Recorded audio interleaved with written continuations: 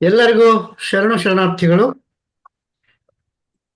ದಿನಾಂಕ 27/4/2022 ಪರಮ ಪೂಜ್ಯ ಶ್ರೀ ಗುರುಮಾಂತ ಸ್ವಾಮಿಗಳು ಚಿತ್ತರ್ಗಿ ಶ್ರೀ ವಿಜಯಮಾಂತೇಶ ಸಂಸ್ಥಾನ ಮಠ ಇಳಕಲ್ ಇವರ ಶುಭಾಶೀರ್ವಾದದೊಂದಿಗೆ ನಾವು ಈ ಕಾರ್ಯಕ್ರಮವನ್ನ ಪ್ರಾರಂಭ ಮಾಡಿದ್ದೆವು.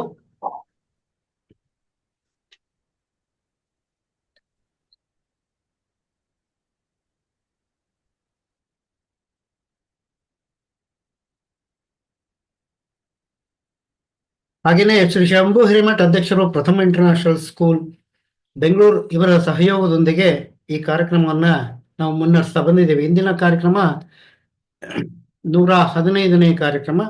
ಈ ಹಿಂದಿನ ಎಲ್ಲ ಕಾರ್ಯಕ್ರಮಗಳಿಗೂ ಆಗಮಿಸಿ ತಮ್ಮ ವಿದ್ವತ್ಪೂರ್ಣ ಉಪನ್ಯಾಸಗಳಿಂದ ನಮ್ಮ ವಚನ ಸಾಹಿತ್ಯವನ್ನ, ವಚನ ಮಂದಾರ ವೇದಿಕೆಯನ್ನ ಶ್ರೀಮಂತಗೊಳಿಸಿದಂಥ ಎಲ್ಲ ವಿದ್ವಾಂಸರುಗಳಿಗೂ ಮಹನೀಯರುಗಳಿಗೂ ಈ ಮೂಲಕ ನಾವು ಕೃತಜ್ಞತೆಗಳನ್ನು ಅರ್ಪಿಸ್ತಾ ಇದ್ದೀವಿ. ಅದರ ಜೊತೆಗೆ ಈ ಎಲ್ಲ ಕಾರ್ಯಕ್ರಮಗಳಲ್ಲಿ ಭಾಗವಹಿಸಿ ವಚನ ಮಂದಾರ ವೇದಿಕೆಯ ಶೋಭೆಯನ್ನು ಹೆಚ್ಚಿಸಿದ್ದಕ್ಕಾಗಿ ಎಲ್ಲ ವೀಕ್ಷಕ ಪ್ರಭುಗಳಿಗೂ ಕೃತಜ್ಞತೆಯನ್ನ ಅರ್ಪಿಸ್ತಾ ಇದ್ದೀವಿ. ಇಂದಿನ ಕಾರ್ಯಕ್ರಮ ಒಂದು ವಿಶಿಷ್ಟಪೂರ್ಣವಾದಂಥ ಕಾರ್ಯಕ್ರಮ. ಈ ಕಾರ್ಯಕ್ರಮವನ್ನ ಲಕ್ಷ್ಮೇಶ್ವರದಿಂದ ಶ್ರೀಮತಿ ರೇಖಾ ವಡ್ಕಣ್ ಅವರು ನಿರ್ವಹಣೆ ಮಾಡಲಿದ್ದಾರೆ. ಅವರು ಕಾರ್ಯಕ್ರಮವನ್ನ ಮುಂದುವರಿಸಬೇಕಾಗಿ ಅವರಲ್ಲಿ ಕೋರಿಕೆ. You can continue madam.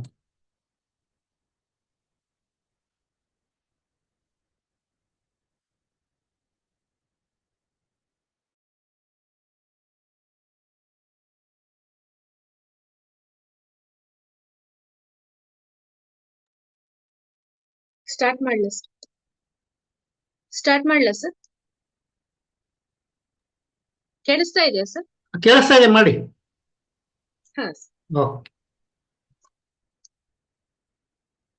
ಓಂ ಶ್ರೀ ಗುರು ಬಸವ ಲಿಂಗಾಯ ನಮಃ.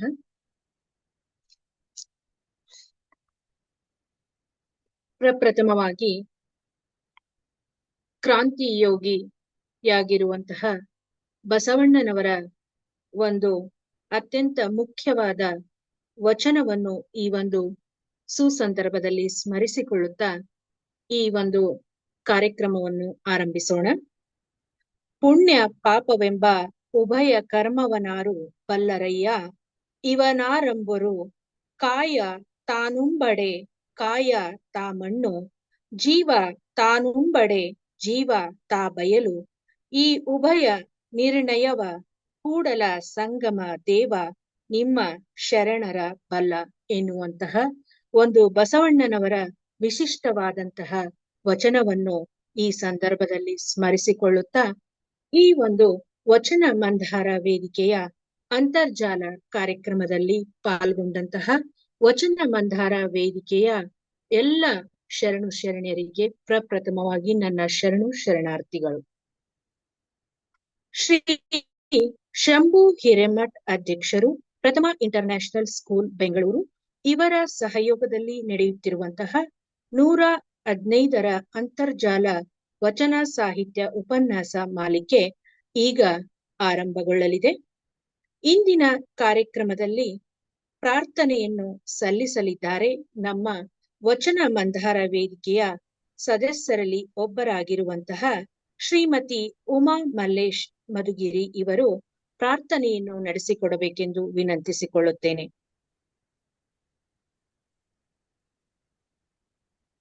ದಯಮಾಡಿ ಉಮಾ ಮಲ್ಲೇಶ್ ಅವರು ಪ್ರಾರ್ಥನೆಯನ್ನು ಸಲ್ಲಿಸಬೇಕೆಂದು ವಿನಂತಿಸಿಕೊಳ್ಳುತ್ತೇನೆ. ಎಲ್ಲರಿಗೂ ಶರಣಾರ್ಥಿಗಳು.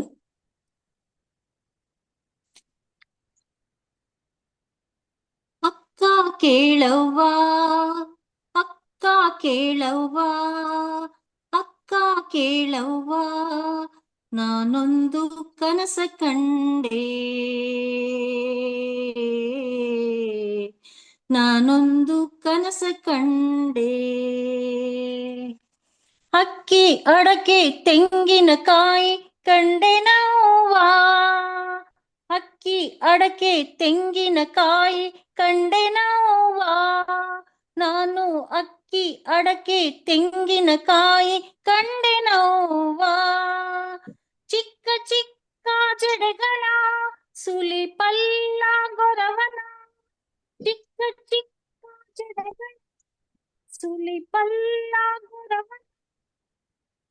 ಭಿಕ್ಷಕ್ಕೆ ಬಂದುದ ಕಂಡೆ ನೋವ, ಭಿಕ್ಷಕ್ಕೆ ಬಂದುದ ಕಂಡೆ ನೋವ, ಅಕ್ಕ ಕೇಳವ್ವ, ಅಕ್ಕ ಕೇಳವ್ವ.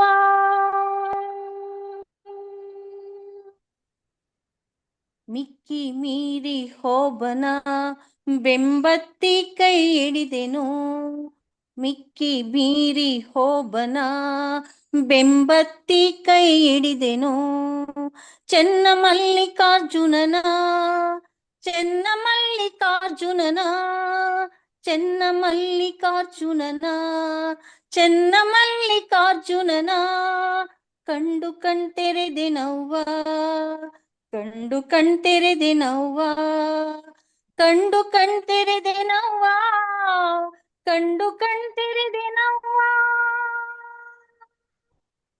ಅಕ್ಕ ಕೇಳವ್ವ, ಅಕ್ಕ ಕೇಳವ್ವ, ಅಕ್ಕ ಕೇಳವ್ವ, ನಾನೊಂದು ಕನಸ ಕಂಡೆ, ನಾನೊಂದು ಕನಸ ಕಂಡೆ. ಅಕ್ಕ ಕೇಳವ್ವ, ಅಕ್ಕ ಕೇಳವ್ವ, ಅಕ್ಕ ಕೇಳವ್ವ, ನಾನೊಂದು ಕನಸ ಕಂಡೆ, ನಾನೊಂದು ಕನಸ ಕಂಡೆ. Thank you sir.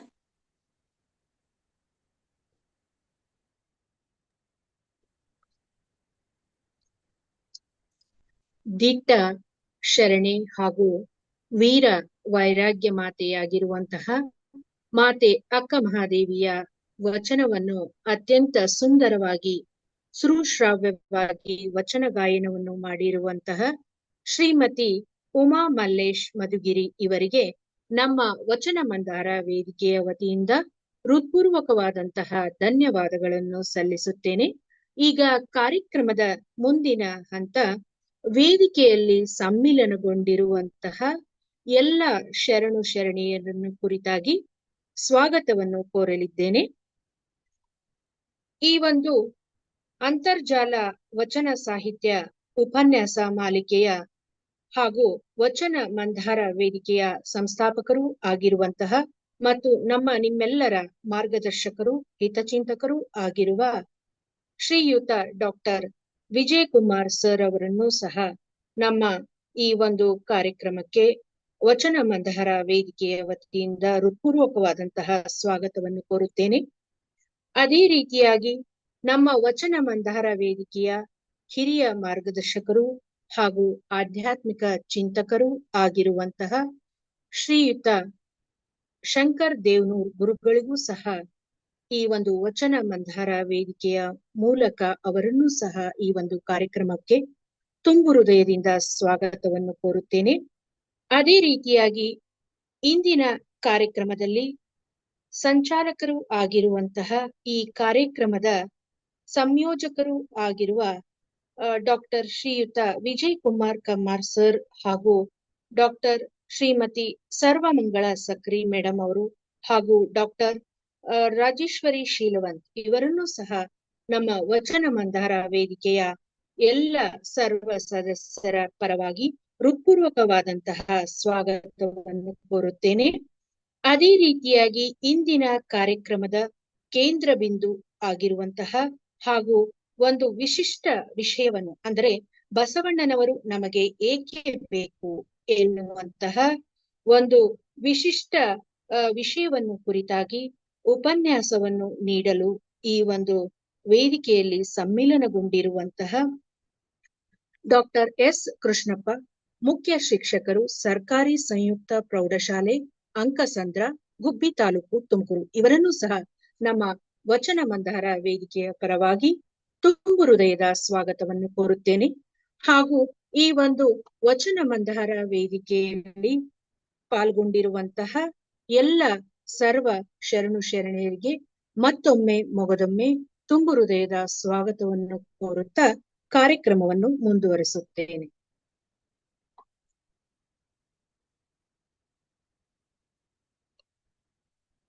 ಈಗ ಉಪನ್ಯಾಸ ಕಾರ್ಯಕ್ರಮವನ್ನು ಆರಂಭಿಸುವುದಕ್ಕಿಂತ ಪೂರ್ವದಲ್ಲಿ ಅತಿಥಿಗಳನ್ನು ಪರಿಚಯಿಸುವಂತಹ ಸಮಯ.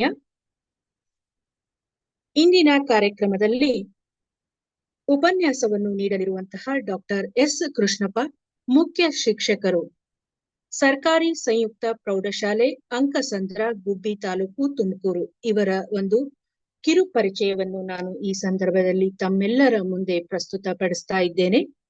ಇವರು ಸರ್ಕಾರಿ ಸಂಯುಕ್ತ ಪ್ರೌಢಶಾಲೆ ಅಂಕಸಂದ್ರ, ಗುಬ್ಬಿ ತಾಲೂಕು, ತುಮಕೂರು, ದಕ್ಷಿಣ ಶೈಕ್ಷಣಿಕ ಜಿಲ್ಲೆ. ಇಲ್ಲಿ ಸರ್ಕಾರಿ ಸೇವೆಯನ್ನು ಸಲ್ಲಿಸುತ್ತಿದ್ದು, ಕಳೆದ 2021ರಲ್ಲಿ ಹಂಪಿ ಕನ್ನಡ ವಿಶ್ವವಿದ್ಯಾನಿಲಯದಲ್ಲಿ PhD ಪದವಿಯನ್ನು ಪಡೆದಿರುತ್ತಾರೆ. ಮೂಲ ಚಿಕ್ಕನಾಯಕನಹಳ್ಳಿ ತಾಲೂಕಿನ ಗ್ರಾಮೀಣ ಭಾಗದ ಕೃಷಿಕ ಕುಟುಂಬದ ಶ್ರೀಯುತ ಶ್ರೀ ಸಣ್ಣಯ್ಯ ಮತ್ತು ಶ್ರೀಮತಿ ಗೌರಮ್ಮ ಎಂಬ ತಂದೆ ತಾಯಿಗಳ ಮಗನಾಗಿ ಬಡತನದ ಕುಟುಂಬದಿಂದ ಬಂದ ಇವರು ಚಿಕ್ಕನಾಯಕನಹಳ್ಳಿ, ಚಿತ್ರದುರ್ಗ ಮತ್ತು ಮೈಸೂರುಗಳಲ್ಲಿ ಉನ್ನತ ಶಿಕ್ಷಣವನ್ನು ಪಡೆದಿರುತ್ತಾರೆ. ಇವರು 1994ರಲ್ಲಿ ಶಿಕ್ಷಕರಾಗಿ ಕೆಲಸಕ್ಕೆ ಸೇರಿ ಮಕ್ಕಳ ಕಲಿಕೆಯ ಬಗ್ಗೆ ಅನನ್ಯವಾದ ಕಾಳಜಿಯನ್ನು ಹೊಂದಿದವರಾಗಿದ್ದಾರೆ. ಇವರು ಅನೇಕ ಲೇಖನಗಳನ್ನು ಹಾಗೂ ಕೃತಿಗಳನ್ನು ಸಹ ರಚಿಸಿರುತ್ತಾರೆ. ಒಟ್ಟಾರೆಯಾಗಿ ಡಾಕ್ಟರ್ ಎಸ್ ಕೃಷ್ಣಪ್ಪ ಇವರು ತಮ್ಮನ್ನು ತಾವು ಈ ಒಂದು ಶೈಕ್ಷಣಿಕ ಕ್ಷೇತ್ರದಲ್ಲಿ ತೊಡಗಿಸಿಕೊಳ್ಳುವುದರ ಜೊತೆಗೆ ಸಾಹಿತ್ಯದಲ್ಲಿಯೂ ಸಹ ಅಪಾರವಾದಂತಹ ಒಲವನ್ನು ಹೊಂದಿದವರಾಗಿದ್ದಾರೆ. ಅವರು ಇಂದಿನ ಕಾರ್ಯಕ್ರಮದಲ್ಲಿ ಉಪನ್ಯಾಸವನ್ನು ಆರಂಭಿಸಬೇಕೆಂದು ವಿನಂತಿಸಿಕೊಳ್ಳುತ್ತೇನೆ. ಡಾಕ್ಟರ್ ಎಸ್ ಕೃಷ್ಣಪ್ಪ ಇವರು ಸರ್ ಅವರು ಈ ಒಂದು ಉಪನ್ಯಾಸ ಕಾರ್ಯಕ್ರಮವನ್ನು ಆರಂಭಿಸಬೇಕೆಂದು ವಿನಂತಿಸಿಕೊಳ್ಳುತ್ತೇನೆ.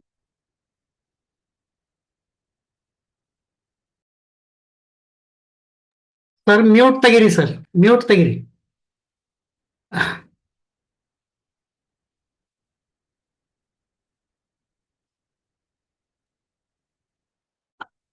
ವೇದಿಕೆಯಲ್ಲಿರುವ ಎಲ್ಲರಿಗೂ ಕೂಡ ಶರಣಾರ್ಥಿ.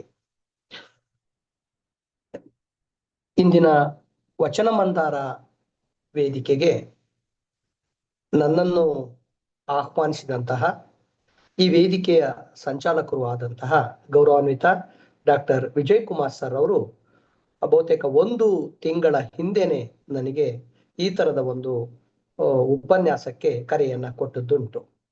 ಆಗ ನಾನು ಖಂಡಿತವಾಗೂ ಕೂಡ ಬರ್ತೇನೆ, ಮಾತನಾಡ್ತೇನೆ ಅಂತಕ್ಕಂಥ ಮಾತನ್ನ ಹೇಳಿದ್ದೆ. ವಿಷಯವನ್ನು ಕೂಡ ಸರ್ ಅವರೇ ನನಗೆ ನೀಡಿದ್ರು. ಬಸವಣ್ಣನವರು ವರ್ತಮಾನದಲ್ಲಿ ನಮಗೆ ಏಕೆ ಬೇಕು ಅಂತಕ್ಕಂಥ ವಿಚಾರವಾಗಿ ತಾವು ಮಾತನಾಡಬಹುದಾ ಅಂತ ಕೇಳಿದಾಗ ಖಂಡಿತವಾಗೂ ಕೂಡ ನನಗೂ ಇಷ್ಟ ಆಯ್ತು, ಖುಷಿ ಆಯ್ತು. ಒಳ್ಳೆ ವಿಚಾರವನ್ನೇ ಸರ್ ಅವರು ನಮಗೆ ನೀಡಿದ್ರಲ್ಲ ಅಂತ ಹೇಳಿ. ಹಾಗಾಗಿ ಡಾಕ್ಟರ್ ವಿಜಯ್ ಕುಮಾರ್ ಸರ್ ಅವರಿಗೆ ನಾನು ವೈಯಕ್ತಿಕವಾಗಿ ಮತ್ತು ವೇದಿಕೆಯ ಪರವಾಗಿ ಕೃತಜ್ಞತೆಗಳನ್ನ ಸಲ್ಲಿಸ್ತೇನೆ. ಇವತ್ತಿನ ವೇದಿಕೆಯಲ್ಲಿರುವ ಎಲ್ಲ ಶರಣರಿಗೂ ಕೂಡ ಮತ್ತೊಮ್ಮೆ ನನ್ನ ಹೃತ್ಪೂರ್ವಕವಾದಂತಹ ಧನ್ಯವಾದಗಳನ್ನ, ನಮಸ್ಕಾರಗಳನ್ನ ತಿಳಿಸ್ತಾ ನೇರವಾಗಿ ನಾನು ವಿಷಯಕ್ಕೆ ಬರ್ತಾ ಇದ್ದೇನೆ. ಬಸವಣ್ಣನವರು ನಮಗೆ ಏಕೆ ಬೇಕು ಅನ್ನುವಂತ ಒಂದು ಪ್ರಶ್ನೆಯನ್ನ ಇಟ್ಕೊಂಡು ನಮ್ಮ ಮಾತನ್ನ ಮುಂದುವರ್ಸೋಣ. ಬಹುತೇಕ ಎಷ್ಟು ನಿಮಿಷ ಮಾತಾಡ್ಬೇಕು ಅನ್ನೋದೇನಾದ್ರೂ ಕೊಡ್ಲಿಕ್ಕೆ ಉಂಟಾ ಸರ್ ವೇದಿಕೆಯಲ್ಲಿ? ಸರ್ 35ರಿಂದ 45 ನಿಮಿಷ, but there is no constraint. You can continue as you want. Okay sir, fine, thank you sir, ಧನ್ಯವಾದಗಳು. ಬಹುತೇಕ ನನಗೆ ಈ ಪ್ರಶ್ನೆಯನ್ನ ಕೇಳಿದ ತಕ್ಷಣ ನನ್ನ ಮನಸ್ಸಿನಲ್ಲಿ ಮೂಡಿದಂತ ಒಂದಷ್ಟು ವಿಚಾರಗಳನ್ನ ವೇದಿಕೆಯಲ್ಲಿ ಸಹಜವಾಗಿ ನಾನು ಹಂಚಿಕೊಳ್ತೇನೆ. ಏನು ಬಸವಣ್ಣನವರು ಅವರಿದ್ದಂತ ಕಾಲಘಟ್ಟ ಇವೆಲ್ಲವನ್ನು ಕೂಡ ನಾವೀಗಾಗಲೇ ತಿಳ್ಕೊಂಡಿದ್ದೇವೆ. 12ನೇ ಶತಮಾನ ಅಂದ್ರೆ ನನಗೆ ಒಂದು ರೀತಿ ಸಾಹಿತ್ಯದ ಸಾರಸ್ವತ ಲೋಕದಲ್ಲಿ ನಾನು ಒಂದು ಹೂದೋಟವನ್ನ ಪ್ರವೇಶ ಮಾಡಿದಷ್ಟು ಮನಸ್ಸಿಗೆ ಆನಂದ, ಪ್ರಫುಲ್ಲತೆ ಉಂಟಾಗುವಂತ ಕಾಲಘಟ್ಟ 12ನೇ ಶತಮಾನ. ಬಹುತೇಕ ನನ್ಗೆ ಯಾಕೆ ಈಗ ಅನ್ಸುತ್ತೆ, ಯಾಕೆ ಆ ಥರದೊಂದು ಸಂತೋಷ ಆಗುತ್ತೆ ಅಥವಾ ಪ್ರಫುಲ್ಲತೆ ಉಂಟಾಗುತ್ತೆ ಅಂದ್ರೆ, ಯಾರಿಗೆ ಡೆಮೋಕ್ರಸಿಯ ಬಗ್ಗೆ, ಯಾರಿಗೆ ಪ್ರಜಾಪ್ರಭುತ್ವದ ಬಗ್ಗೆ ಒಲವಿದೆ ಅಥವಾ ಆ ಪ್ರಜಾಪ್ರಭುತ್ವವನ್ನ ಯಾರು ಬಹಳ ಪ್ರೀತಿಯಿಂದ ಸ್ವೀಕರಿಸ್ತಾರೆ, ಯಾವುದೇ ನಾಗರಿಕರಾಗಿರ್ಬೋದು, ಅವರಿಗೆ ನಮ್ಗೆ 12ನೇ ಶತಮಾನ ಕಟ್ಟಿಕೊಟ್ಟಂಥದ್ದು ಯಾವಾಗಲೂ ಅವರ ಎದುರಿಗೆ ದುತ್ ಅಂತ ಹೇಳಿ ಬರ್ತಲೇ ಇರುತ್ತೆ. ಯಾಕೆಂದ್ರೆ ಇಡೀ ಪ್ರಭುತ್ವಕ್ಕೆ ಅಲ್ಲಿಂದ ಕ್ರಿಸ್ತಪೂರ್ವ ಶತಮಾನದಿಂದ ಅಲ್ಲಿವರೆಗೆ ಬರ್ತಾ ಇದ್ದಂತಹ ಪ್ರಭುತ್ವಕ್ಕೆ ಸೆಡ್ಡು ಹೊಡೆದು ನಿಂತಂಥದ್ದು 12ನೇ ಶತಮಾನ ಅನ್ನೋದನ್ನ ನಾವು ಮರೆಯೋ ಹಾಗಿಲ್ಲ. ಯಾಕೆಂದ್ರೆ ಇಡೀ ಒಂದು ಕ್ಷಿಪ್ರ ಕ್ರಾಂತಿ ಅಂತ ಹೇಳಲಿಕ್ಕೆ ನಾನು ಇದನ್ನ ಬಯಸ್ತೇನೆ. ಬಸವಣ್ಣನವರ ನೇತೃತ್ವದಲ್ಲಿ ಆದಂತಹ ಒಂದು ಕ್ಷಿಪ್ರ ಕ್ರಾಂತಿ 12ನೇ ಶತಮಾನದಲ್ಲಿ ಆದಂಥದ್ದು. ಅದು ಜಗತ್ತಿನ ಯಾವ ದೇಶಗಳಲ್ಲಾಗ್ಲಿ ಯಾವ ಸಮಾಜಗಳಲ್ಲಾಗ್ಲಿ ಈ ತರದ ಕ್ರಾಂತಿಗಳು ಆಗಿದ್ದು ಇದುವರೆಗೂ ಕೂಡ ನಮ್ಮ ನೋಟಕ್ಕೆ ಬಂದಿಲ್ಲ, ನಮ್ಮ ಅರಿವಿಗೆ ಬಂದಿಲ್ಲ. ಯಾಕೆಂದ್ರೆ ಒಂದು ಸಾಮಾಜಿಕವಾಗಿ ನೋಡಿದಾಗ ಅಥವಾ ಒಂದು ಧಾರ್ಮಿಕವಾಗಿ ನೋಡಿದಾಗ ಅಥವಾ ರಾಜಕೀಯವಾಗಿ ನೋಡಿದಾಗ, ಸಾಂಸ್ಕೃತಿಕವಾಗಿ ನೋಡಿದಾಗ, ಆರ್ಥಿಕವಾಗಿ ನೋಡಿದಾಗ ಒಂದು ಮಹಾಸ್ಫೋಟ ಇಲ್ಲಿ ಸಂಭವಿಸಿದೆ. ಅದರಿಂದ ಇದನ್ನ ನಾನು ಒಮ್ಮೊಮ್ಮೆ ಏನಂತ ಕರಿತೇನಪ್ಪ ಅಂದ್ರೆ ಸಂಕೀರ್ಣವಾದಂತಹ ಸಂದರ್ಭದ ಸ್ಫೋಟ ಅಂತ ಹೇಳಿ ಇದನ್ನ ನಾನು ಮತ್ತೆ ಮತ್ತೆ ಪರಿಭಾವಿಸ್ತಾ ಇರ್ತೇನೆ. ಈಗ ಹೊರಟಾಗ ನಮಗೆ ಹಲವಾರು ಪ್ರಶ್ನೆಗಳು, ಹಲವಾರು ವಿವೇಕಗಳು ನಮಗೆ ಹುಟ್ಕೊಳ್ತಾ ಹೋಗುತ್ತೆ. ಅದಕ್ಕೆ ನನಗೆ ಒಂದು ಕನ್ನಡದ ಬಹುದೊಡ್ಡದಾದ ವಿವೇಕ ಏನಾದ್ರೂ ನಾವು ಹುಡುಕ್ಲಿಕ್ಕೆ ಹೊರಟ್ರೆ ಆ ವಿವೇಕ ನಮಗೆ ಮೊದಲು ಸಿಗೋದು ಬಹುತೇಕ 12ನೇ ಶತಮಾನದಲ್ಲಿ ಅಂತ ಹೇಳಿ ನನಗೆ ಅನ್ಸುತ್ತೆ. ನೋಡಿ, ನಾವು ಇತಿಹಾಸ ಯಾವುದೇ ಒಂದು ಕಾಲಘಟ್ಟವನ್ನ ನಾನು ಚೆನ್ನಾಗಿ ಅರ್ಥ ಮಾಡ್ಕೊಳ್ಬೇಕು ಅಂದ್ರೆ ಅದರ ಹಿಂದಿನ ಇತಿಹಾಸ ಹೇಗಿತ್ತು, ಆ ಕಾಲಘಟ್ಟದ ನಂತರದ ಬದುಕು, ಮಾನವ ಬದುಕು ಏನಾಯ್ತು, ಇವೆಲ್ಲವನ್ನು ಕೂಡ ಒಬ್ಬ ಶೋಧಕ ಮೇಲಿಂದ ಮೇಲೆ ಗಮನಿಸ್ತಾ ಇರ್ತಾನೆ ವಿನಮ್ರವಾಗಿ. ನಾನು ಈ ಬಸವಣ್ಣನವರು ಏಕೆ ಬೇಕು ಅನ್ನೋ ಒಂದು ಪ್ರಶ್ನೆಯನ್ನ ಇಟ್ಕೊಂಡು ನಾನು ಹಾಗೆ ಪರಿಭಾವಿಸುವ ಹೊತ್ತಿನಲ್ಲಿ ನನಗೆ ಬುದ್ಧ ನೆನಪಾಗ್ತಾನೆ. ಬುದ್ಧ ನೆನಪಾದ ತಕ್ಷಣ ನನಗೆ ಏನು ಅನ್ನಿಸ್ತಪ್ಪ ಅಂದ್ರೆ ಆತನೊಬ್ಬ ಶಾಂತಿ ಪ್ರಿಯ.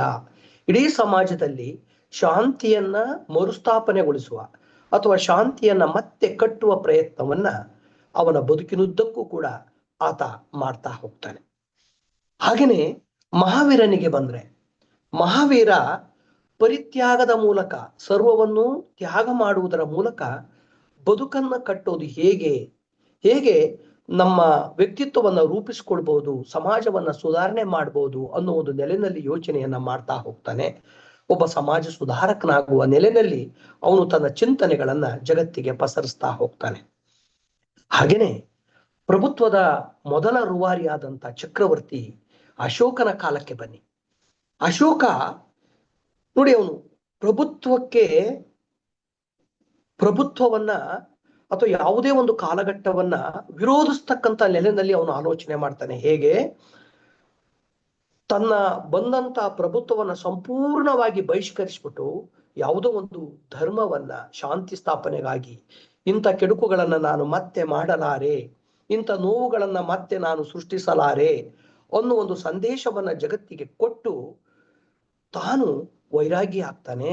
ಒಂದು ಬೌದ್ಧ ಧರ್ಮವನ್ನ ಸ್ವೀಕರಿಸಿ ಅವನು ಶಾಂತಿ ಪ್ರಿಯನಾಗುವ ಕಡೆ ಇಡೀ ಪ್ರಭುತ್ವವನ್ನ ಧಿಕ್ಕರಿಸ್ತಾನೆ. ಆ ಮೂಲಕ ಸಮಾಜವನ್ನ ಮರುಕಟ್ಟುವ ಪ್ರಯತ್ನವನ್ನ ಅಶೋಕ ಮಾಡ್ತಾ ಹೋಗ್ತಾನೆ. ಹರ್ಷವರ್ಧನ ಕಾಲಕ್ಕೆ ಬಂದ್ರೆ, ಹರ್ಷವರ್ಧನ ಹೇಗಿದ್ದ? ಅವನು ಪ್ರಜೆಗಳನ್ನೇ ದೇವರೆಂದು ಪರಿಭಾವಿಸಿದಂಥವನು. ಪ್ರಜೆಗಳು ಅಂದ್ರೆ ಅವನಿಗೆ ದೇವರು. ಹೇಗೆ ಇವತ್ತು ನಾವು ಅಭಿಮಾನಿಗಳೇ ದೇವರುಗಳು ಅಂತ ಹೇಳ್ತಾ ಇದ್ದೇವೆ, ಹಾಗೆ ಅವತ್ತು ಹರ್ಷವರ್ಧನಿಗೆ ಪ್ರಜೆಗಳೇ ದೇವರಾಗಿದ್ರು. ಆ ರೀತಿ ಆ ನೆಲೆನಲ್ಲೇ ಅವನು ಉತ್ತರ ಪತೇಶ್ವರ ಅಂತಕ್ಕಂಥ ಬಿರುದನ್ನ ಪಡೆದು ಪ್ರಜೆಗಳ ಪ್ರಿಯನಾಗಿ ರಾಜ್ಯಭಾರವನ್ನ ಮಾಡಿದಂಥವನು. ಮಯೂರನಿಗೆ ಬನ್ನಿ. ಮಯೂರ ಪ್ರಜಾಸೇವೆಯೇ ತನ್ನ ಆದ್ಯತೆಯನ್ನಾಗಿ ಮಾಡಿಕೊಂಡಂಥವನು. ಎಲ್ಲೇ ಹೋಗ್ಲಿ ಪ್ರಜಾಸೇವೆ ಅವನು ಮೊದಲ ಆದ್ಯತೆನೇ ಅದು. ಇನ್ನ ಪುಲಿಕೇಶಿಗೆ ಬಂದ್ರೆ ಯುದ್ಧದಿಂದಲೇ ನಾನು ಪ್ರಜೆಗಳನ್ನು ರಕ್ಷಣೆ ಮಾಡ್ತೀನಿ ಅಂತ ಹೊರಟಂತ ಒಬ್ಬ ಯೋಧ ಅವನು. ಹಾಗೆ ಪಂಪಕವಿಯ ಕಾಲಕ್ಕೆ ಬನ್ನಿ. ಹಾಗದೊಂದು ಕ್ಷಾತ್ರ ಯುಗ. ಅಲ್ಲಿ ಯುದ್ಧನೇ ಅಲ್ಲಿನ ಒಂದು ಶ್ರೇಷ್ಠತೆ ಆಗಿತ್ತು. ಯುದ್ಧವೇ ಎಲ್ಲ ಬದುಕಿನ ಸಾರ ಆದಂತ ಒಂದು ಕಾಲಘಟ್ಟ ಅದು. 8, 9, 10ನೇ ಶತಮಾನ ಅಂದ್ರೆ ಅದೊಂದು ಕ್ಷಾತ್ರ ಯುಗ ಅಂತಲೇ ಕರಿತೀವಿ. ಅಲ್ಲಿ ಪಂಪ ಹೇಳ್ತಾನೆ, ಆಗ್ಲೂ ಸಮಾಜದಲ್ಲಿ ಇದ್ದಂತಹ ಕೊಳಕುಗಳು, ಒಳಿತುಗಳು ಇವೆಲ್ಲವನ್ನು ಅವಲೋಕನ ಮಾಡಿದಂತ ಪಂಪ ಏನ್ ಹೇಳ್ದ? ಮಾನವ ಕುಲಂ ತಾನೊಂದೇ ವಲಂ ಅಂತ ಹೇಳ್ದ. ಅಂದ್ರೆ ಅವತ್ತು ಅನಿವಾರ್ಯ ಆಗಿತ್ತು. ಅವತ್ತಿನ ಪ್ರಭುತ್ವ ಆಗಿರ್ಲಿ, ಅವತ್ತಿನ ಸಮಾಜ ಆಗಿರ್ಲಿ, ಇವೆಲ್ಲವೂ ಪಂಪನ ಮೂಲಕ ಹೀಗೆ ಹೇಳಿಸಿದ್ದಿದೆ. ಯಾಕೆಂದ್ರೆ ಕವಿ ಆ ಕಾಲದ ಕನ್ನಡಿಯಾಗಿ ಕೆಲಸವನ್ನ ಮಾಡ್ತಾ ಇರ್ತಾನೆ. ಅದರಿಂದ ಪಂಪನ ಮಾತು ಆ ಕಾಲಘಟ್ಟದ ಬಹಳ ಮುಖ್ಯವಾದ ಮಾತಾಗಿತ್ತು ಅಂತೇಳಿ ನನಗೆ ಅನ್ಸುತ್ತೆ. ಹಾಗೇನೆ ನೋಡಿ, ಮುಂದೆ ಬರ್ತಾ ಬರ್ತಾ ವಚನಕಾರರು ಬರ್ತಾರೆ. ಆ ವಚನದ ಸಾರವನ್ನ ನಾವು ಮುಂದೆ ತಿಳಿಯೋಣ. ಆನಂತರ ನೋಡಿ, ಅಲ್ಲಿ ಕುವೆಂಪು ಅವರು ಬಂದ್ರು. ಕುವೆಂಪು ಏನ್ ಹೇಳ್ತಾ ಹೋಗ್ತಾರೆ, ಆಗುನಿ ಅನಿಕೇತನ ಅಂತೇಳಿ ಇಡೀ ಜಗತ್ತಿಗೆ ಒಂದು ಸಂದೇಶವನ್ನ ಕೊಟ್ಬಿಟ್ರು. ನೀನು ಅನಿಕೇತನಾಗು, ಅದೇ ಸಮಾಜದ ಧೋರಣೆ ಆಗ್ಲಿ, ಅದೇ ಸಮಾಜದ ಶಾಂತಿ ಆಗ್ಲಿ, ಅದೇ ಸಮಾಜದ ಹರ್ಷವಾಗ್ಲಿ, ಅದೇ ಸಮಾಜದ ಸಮೃದ್ಧಿ ಆಗ್ಲಿ ಆಗ್ಬೇಕು ಅನ್ನೋ ಒಂದು ಹಿನ್ನೆಲೆ ಒಳಗಡೆ ಆಗು ನೀ ಅನಿಕೇತನ. ಯಾವ ರೂಪಗಳಿಗೆ, ಯಾವ ನೋಟಗಳಿಗೆ, ಯಾವ ಬಣ್ಣಗಳಿಗೂ ಒಲಿಯದೆ ನೀನು ಅನಿಕೇತನವಾಗು ಅನ್ನೋ ಸಂದೇಶವನ್ನ ಕೊಟ್ಟರು. ಹಾಗೇನೆ 21ನೇ ಶತಮಾನದ KVN ಕಾಲಕ್ಕೆ, OL ನಾಗಭೂಷಣ ಸ್ವಾಮಿ ಅವ್ರ ಕಾಲಕ್ಕೆ, ಇವತ್ತಿನ ಕಾಲಘಟ್ಟಕ್ಕೆ ನಾವು ಬಂದ್ರೆ ಇವತ್ತಿನ ಜನಮಾನಸದಲ್ಲಿ ಏನನ್ನ ಬಿತ್ತಲಾಗ್ತಾ ಇದೆಯಪ್ಪ ಅಂದ್ರೆ, ಸಕಲ ಕುಲಂ ತಾನೊಂದೇ ವಲಂ ಅನ್ನೋ ಕಾಲಘಟ್ಟದಲ್ಲಿ ನಾವು ಬಂದಿದ್ದೇವೆ.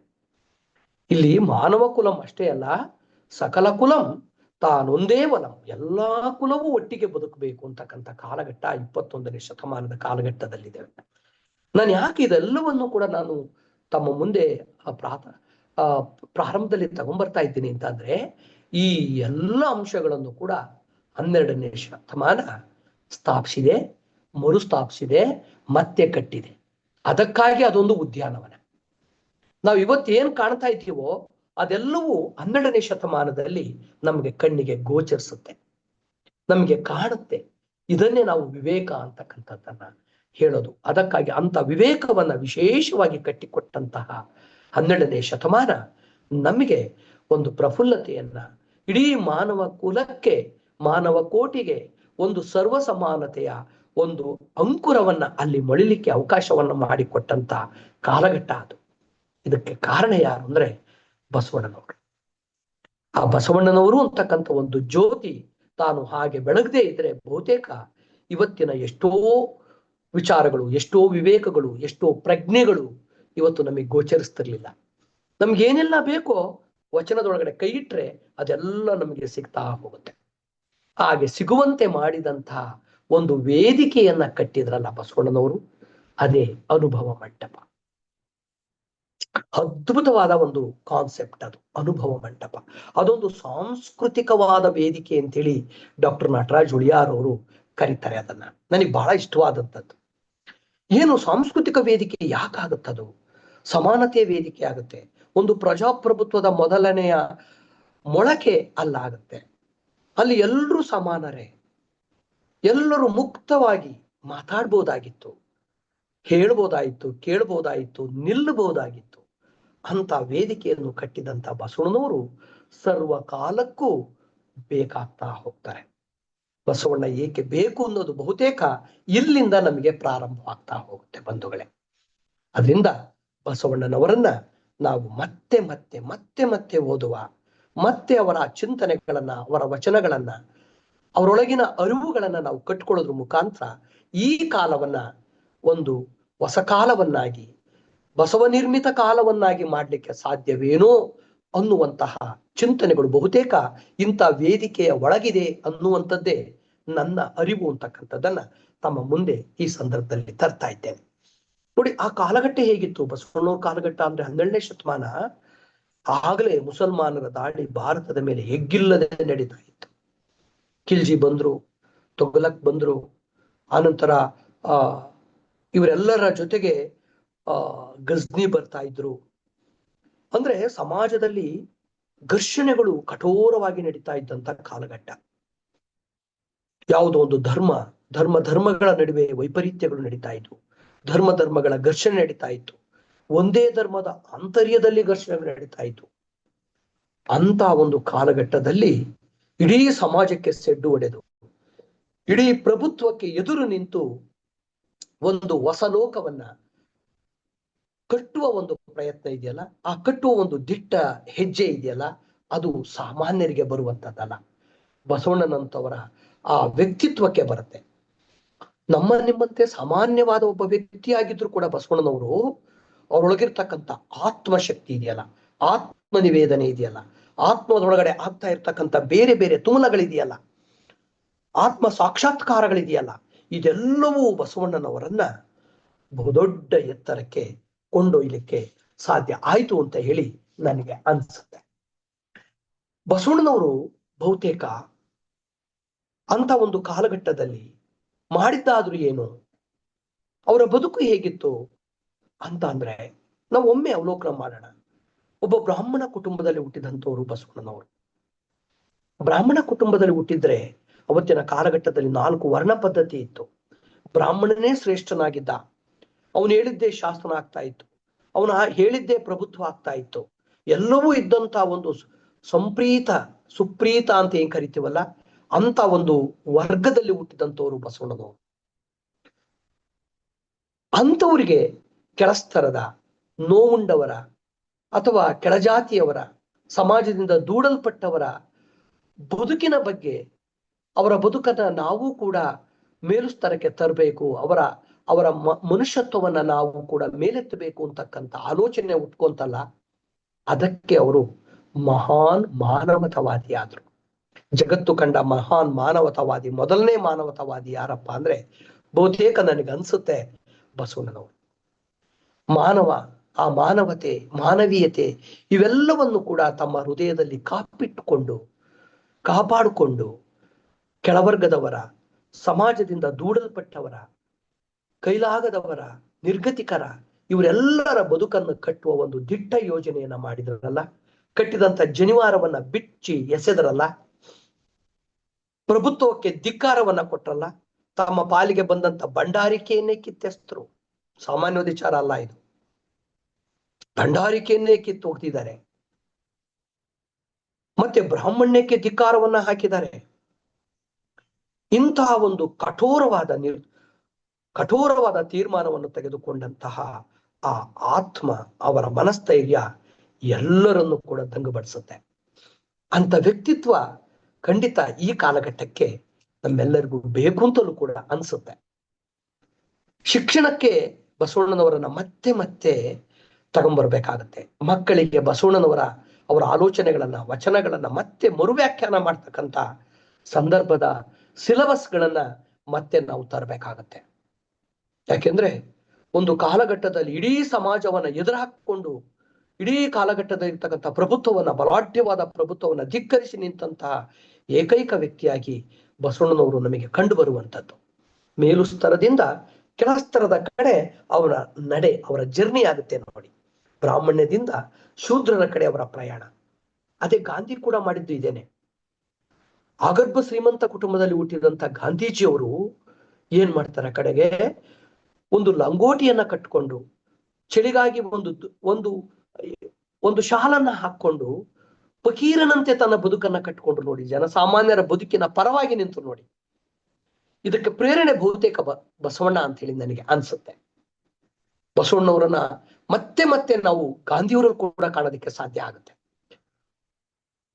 ಹಾಗೆ ಲಿಯೋ ಟಾಲ್ಸ್ಟಾಯ್ ನೋಡಿ, ತನಗಿದ್ದಂತ ಸರ್ವಸ್ವವನ್ನು ಕೂಡ ಸಾಮಾನ್ಯ ಜನರಿಗೆ ಧಾರೆ ಎರೆದು ಬಿಟ್ಟು ಎಲ್ಲೋ ಒಂದು ರೈಲ್ವೆ ಸ್ಟೇಷನ್ ನಲ್ಲಿ ಅವರು ತಮ್ಮ ಕೊನೆಯುಸಿರೆಳಿತಾರೆ ಅಂತ ಅಂದ್ರೆ ಸಾಮಾನ್ಯವಾದ ವಿಚಾರ ಅಲ್ಲ. ಜಗತ್ತು ಅವರನ್ನ ಹಂಗಿಸುತ್ತೆ, ಅವರನ್ನ ಧಿಕ್ಕರಿಸುತ್ತೆ. ನೀನೇನಪ್ಪ ಇಂಥವನು, ಇರೋದನ್ನೆಲ್ಲ ತ್ಯಾಗ ಮಾಡಿದಲ್ಲ ಅಂತ. ಬಸವಣ್ಣವರು ಹಾಗೆ ಮಾಡಿದ್ದಿದೆ. ಅವತ್ತಿನ ಸಮಾಜ ಇವ್ರಿಗೆಲ್ಲ ಬದುಕೋ ದಾರಿ ಗೊತ್ತಿಲ್ಲ ಅಂತೇಳಿ ಹೀಯಾಳಿಸಿದ್ದಿದೆ. ಆದ್ರೆ ಅವೆಲ್ಲವನ್ನೂ ಅವರು ಗೆಲ್ಲುವಂತ ಮನಸ್ಥಿತಿಯನ್ನ ಕಾಪಿಟ್ಕೊಂಡ್ರಲ್ಲ, ಅದು ನಮಗೆ ಬಸವಣ್ಣ ಮತ್ತೆ ಅವರ ಚಿಂತನೆಗಳು ನಮಗೆ ಬೇಕಾಗಿದೆ ಅಂತೇಳಿ ಅನ್ಸುವಂಥದ್ದು.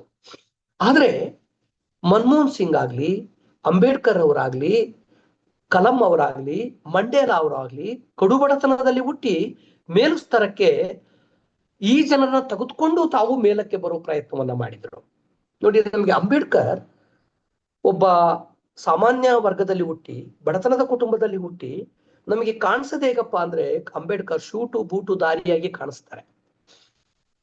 ನಮ್ಗೆ ಕಾಣಿಸ್ತಾರ ಅವ್ರು. ಅದೇ ಶ್ರೀಮಂತ ಕುಟುಂಬದಲ್ಲಿ ಹುಟ್ಟಿದಂತಹ ಮಹಾತ್ಮ ಗಾಂಧೀಜಿ ಒಬ್ಬ ಸಾಮಾನ್ಯ ಫಕೀರನಂತೆ ಕಾಣಿಸ್ತಾರೆ. ನಮಗೆ ಅಡಿಗರು ವಚನ ಬಹುತೇಕ ಇಲ್ಲಿ ನೆನಪಿಗೆ ಬರುತ್ತೆ.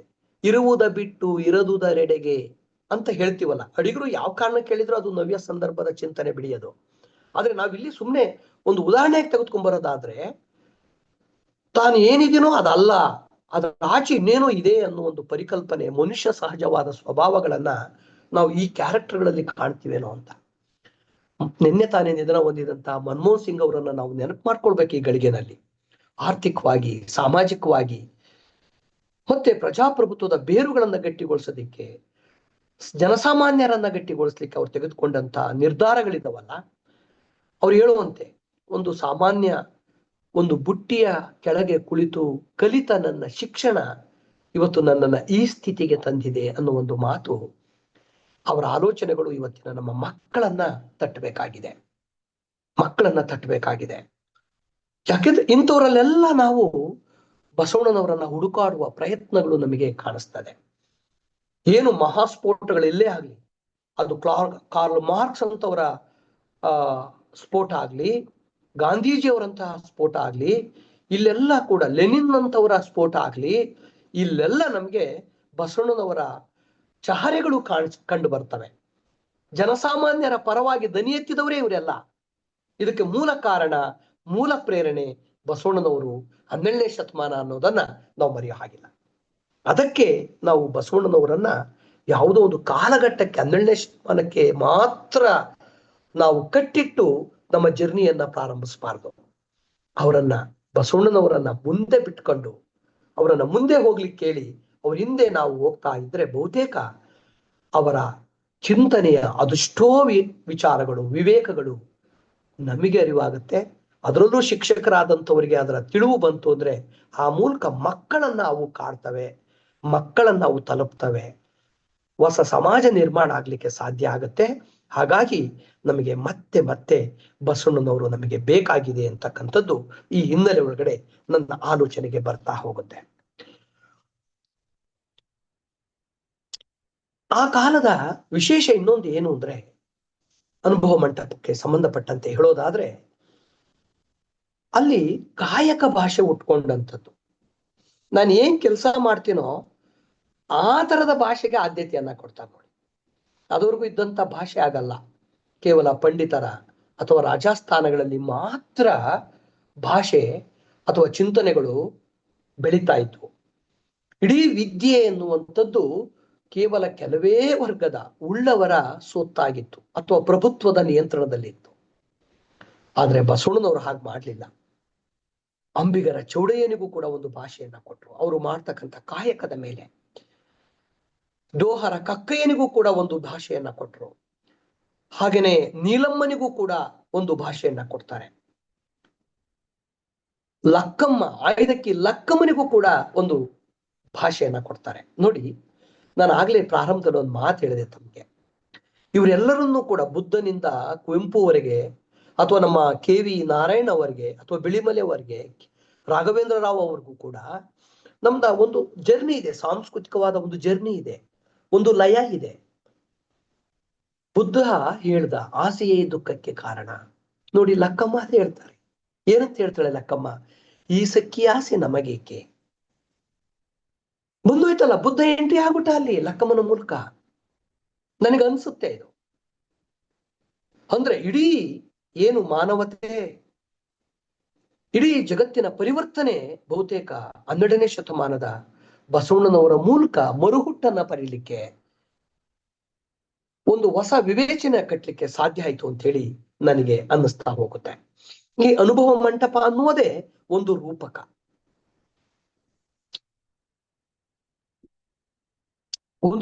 ಇದು ಯಾರ್ಯಾರಲ್ಲಿ ಈ ನೆಲದ ಬಗ್ಗೆ ಅಭಿಮಾನ ಇದೆ, ನಮ್ಮ ಕನ್ನಡದ ಬಗ್ಗೆ ಕಾಳಜಿ ಇದೆ, ಇಲ್ಲಿನ ಸಂಸ್ಕೃತಿ ಬಗ್ಗೆ ಕಾಳಜಿ ಇದೆ, ಅವರೆಲ್ಲರೂ ಕೂಡ ಅನುಭವ ಮಂಟಪವನ್ನ ನಮ್ಮದು ಎಂದು ವಾದಿಸುತ್ತಾರೆ.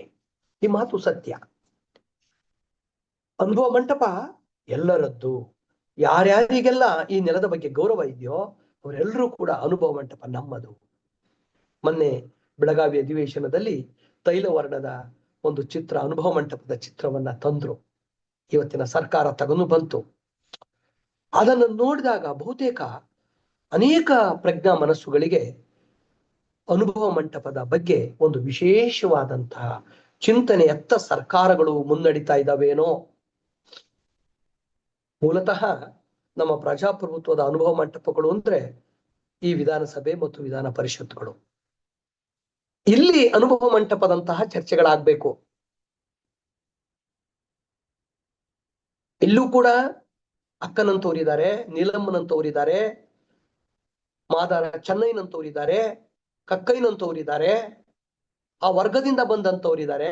ಅವರೆಲ್ಲರೂ ನಿರ್ಮೂಲವಾಗಿ ಮಾತಾಡ್ಬೇಕು, ಮಾಡ್ಬೇಕಾಗಿದ್ದಿದೆ. ಆಗ್ತಾ ಇದೆಯಾ ಇವತ್ತು ಅನ್ನೋದನ್ನ ನೋಡಿದ್ರೆ ಎಲ್ಲೋ ಒಂದು ಕಡೆ ಇವತ್ತಿನ ವಿಧಾನಸಭೆ ಮತ್ತು ವಿಧಾನ ಪರಿಷತ್ತುಗಳು ಅಥವಾ ವಿಧಾನ ಮಂಡಲ ಸಂಪೂರ್ಣವಾಗಿ ಆ ಅನುಭವ ಮಂಟಪದ ಪರಿಕಲ್ಪನೆಯನ್ನ ತಂದು ಕೊಡುವಲ್ಲಿ ಸೋಲ್ತಾ ಇದೆಯೇನೋ ಅನ್ನೋ ಒಂದು ಭಾವ ನಮಗಾಗತ್ತೆ. ಆದ್ರೂ ಇಂಥ ಒಂದು ಸಂದರ್ಭದಲ್ಲಿ ಅನುಭವ ಮಂಟಪದ ತೈಲವರ್ಣದ ಚಿತ್ರವನ್ನ ಮತ್ತೆ ವಿಧಾನಸಭೆಯಲ್ಲಿ ಮರುಸ್ಥಾಪಿಸುವುದರ ಮೂಲಕ ಆ ನಿಟ್ಟಿನತ್ತ ನಾವೆಲ್ಲರೂ ಯೋಚನೆ ಮಾಡಬೇಕು ಅನ್ನೋ ಒಂದು ಚಿಂತನೆಯನ್ನ ಸರ್ಕಾರ ಇಟ್ಕೊಂಡಿದೆಯೇನೋ ಅಂತ ಹೇಳಿ ಅನೇಕ ವಿವೇಕಿಗಳಿಗೆ ಅರ್ಥ ಆಗ್ಬೋದು ಅಂತ ಹೇಳಿ ನನಗೆ ಅನ್ಸುತ್ತೆ. ಇದೆಲ್ಲದರ ಜೊತೆಗೆ ನೋಡಿ, ವಚನ ಸಾಹಿತ್ಯ ಅಂದ್ರೆ ಬಸವಣ್ಣನವರು ಅಂತ ಅಂದ್ರೆ ಅಲ್ಲಿ ದಲಿತ ಚಳುವಳಿ ಆಗ್ಲೇ ಪ್ರಾರಂಭ ಆಯ್ತು 12ನೇ ಶತಮಾನದಲ್ಲಿ. ಬಂಡಾಯ ಸಾಹಿತ್ಯ ಪ್ರಾರಂಭವಾಯಿತು, ಮಹಿಳಾ ವೇದನೆಗಳು ಪ್ರಾರಂಭವಾಯಿತು, ನೋವುಂಡವರ ಧ್ವನಿ ಪ್ರಾರಂಭವಾಗ್ತಾ ಹೋಗುತ್ತೆ. ಇವೆಲ್ಲವೂ ನಾವೇನು ಹೊಸದನ್ನ ಇತ್ತೀಚೆಗೆ ಮಾಡ್ತಾ ಇಲ್ಲ, ಅದಕ್ಕೆ ಬೇರೆ ಬೇರೆ ಹೆಸರು ಕೊಟ್ಕೊಂಡು ನಮ್ಮ ಪಾಡಿಗೆ ನಾವು ಹೋಗ್ತಾ ಇದ್ದೇವೆ. ಇದೆಲ್ಲವೂ 12ನೇ ಶತಮಾನದಲ್ಲಿ ಆಗಿದೆ. ನಮ್ಮೆಲ್ಲಾ ಪ್ರಶ್ನೆಗಳು ಇವತ್ತೇನ್ ಎತ್ತಾ ಇದ್ದೀವಿ, ಈ ಎಲ್ಲಾ ಪ್ರಶ್ನೆಗಳು 12ನೇ ಶತಮಾನದಲ್ಲಿ ಈಗಾಗಲೇ ಎತ್ತಿಯಾಗಿದೆ. ಅದರಿಂದ ನಾವು ಮತ್ತೆ 12ನೇ ಶತಮಾನಕ್ಕೆ ಹೋಗಿ ಬಸವಣ್ಣವ್ರ ಜೊತೆ ನಾವು ಮುಖಾಮುಖಿ ಆದ್ರೆ ನಮ್ಮ ಈ ಹೊತ್ತಿನ ಪ್ರಶ್ನೆಗಳಿಗೆ ಉತ್ತರಗಳನ್ನ ಬಸವಣ್ಣವ್ರು ನಮಗೆ ವಚನಗಳ ಮೂಲಕ ದಯಪಾಲಿಸ್ತಾರೆ, ಕೊಟ್ಟಿದ್ದಾರೆ. ಅದನ್ನು ಓದ್ಕೊಂಡ್ರೆ ಸಾಕು ನಮ್ಗೆ ಇವತ್ತಿನ ನಮ್ಮ ಜರ್ನಿ ಹೇಗಿರ್ಬೇಕು, ಇವತ್ತ ನಮ್ಮ ದಲಿತ ಚಳುವಳಿಯ ಚಿಂತನೆಗಳು ಹೇಗಿರ್ಬೇಕು, ಮಹಿಳಾ ವಿವೇಕಗಳು ಹೇಗಿರ್ಬೇಕು, ಬಂಡಾಯ ಸಾಹಿತ್ಯದ ನೆಲೆ ಹೇಗಿರ್ಬೇಕು ಅನ್ನೋದಿಕ್ಕೆ ಬಹುತೇಕ ನಮ್ಮ ಸಾಂಸ್ಕೃತಿಕ ಪಲ್ಲಟಗಳೇನಾಗ್ತಾ ಇದೆ, ಇವೆಲ್ಲಕ್ಕೂ ಉತ್ತರವನ್ನ ಬಸವಣ್ಣನವರು ನಮ್ಗೆ ಕೊಡ್ತಾ ಹೋಗ್ತಾರೆ. ಆಗ್ಬೇಕಾಗಿರೋದಿಷ್ಟೇ, ಅವರಿಗೆ ನಾವು ಮತ್ತೆ ಮುಖಾಮುಖಿ ಆಗ್ಬೇಕು. ವಚನಗಳನ್ನ, ಅವರ 800 ವಚನಗಳನ್ನ ಮತ್ತೆ ನಾವು ಓದ್ಕೊಳ್ಬೇಕಾಗತ್ತೆ. ಅದಕ್ಕೆ ಇಂತಹ ವೇದಿಕೆಗಳು ನಿಜಕ್ಕೂ ಕೂಡ ಸಹಕಾರವನ್ನ, ಆ ತರದ ಒಂದು ಪ್ರೇರಣೆಯನ್ನ, ಮೋಟಿವೇಶನ್ ಅನ್ನ ಕೊಡ್ತಾ ಇರೋದು ಅದೆಷ್ಟೋ ಮನಸ್ಸುಗಳಿಗೆ ಬಸವಣ್ಣನವರನ್ನ ಮರು ಓದುವ ಸದಾವಕಾಶಗಳು ಸಿಗಲಿಕ್ಕೆ ಸಾಧ್ಯ ಆಗ್ತಾ ಇದೆ ಅಂತ ಹೇಳಿ ನಾನು ಅಂದ್ಕೊಳ್ತೇನೆ. ಏನು ಈ 12ನೇ ಶತಮಾನ ಬಸವಣ್ಣನವರು ನನಗೆ ಯಾವಾಗ್ಲೂ ಅದನ್ನು ಯೋಚನೆ ಮಾಡಿದಾಗ ಅನಿಸ್ತಿರುತ್ತೆ. ಅಲ್ಲಮ ಪ್ರಭುಗಳಿದ್ರು, ನೂರಾರು ಸಾವಿರಾರು ಶರಣರಿದ್ರು, ಯಾರು ಅವತ್ತು ತಳ್ಳಲ್ಪಟ್ಟರು ಸಮಾಜದಿಂದ, ಅವರೆಲ್ಲರೂ ಕೂಡ ಬಂದು ಅನುಭವ ಮಂಟಪಕ್ಕೆ ನಿರ್ಮಲವಾಗಿ ಸರ್ವ ಸ್ವತಂತ್ರರಾಗಿ ಮುಕ್ತವಾಗಿ, ಅದಕ್ಕೆ ಅದು ಮಂಟಪ. ಮಂಟಪ ಮಂಟಪ ಅಂದ್ರೆ ಸರ್ವರು ಸಮಾನರಾಗಿ ನಿಲ್ಲಬಹುದು. ಆದ್ರೆ ಮಠ ಅನ್ನೋದು ಬೇರೆ ಆಗುತ್ತೇನೋ, ನನಗೆ ಅದು ಗೊತ್ತಿಲ್ಲ. ಅದು ಮಠಕ್ಕೇನೋ ಅದಕ್ಕೂ ಅದರದೇ ಆದ ಒಂದು ಗೋಡೆ ಅದೆಲ್ಲ ಇರುತ್ತೆ, ಕಟ್ಟಡ ಎಲ್ಲ ಇರುತ್ತೆ. ಆದ್ರೆ ಮಂಟಪ ಅನ್ನೋ ಪರಿಕಲ್ಪನೆ ಇದೆಯಲ್ಲ, ಇದು ಬಹಳ ಅದ್ಭುತವಾದದ್ದು. ಈ ಮಂಟಪ ಅಂತಕ್ಕಂಥದ್ರೊಳಗಡೆ ಎಲ್ಲರೂ ಕೂಡ ನಿಂತ್ಕೊಳ್ತಾರೆ. ಹಾಗೆ ನಿಂತ್ಕೊಂಡು ವಚನಕ್ಕೊಂದು ವಚನ, ಮಾತಿಗೊಂದು ಮಾತು ಕೊಡೋದ್ರ ಮೂಲಕ ತಮ್ಮ ಪ್ರಶ್ನೆಗಳಿಗೆ ತಾವೇ ಉತ್ತರವನ್ನ ಕಟ್ಟಿಕೊಳ್ಳುವ ಕಡೆನಲ್ಲಿ ಅವರು ಪ್ರಯಾಣವನ್ನ ಬೆಳೆಸಿದ್ದನ್ನ ನಾವು ನೋಡ್ತೇವೆ.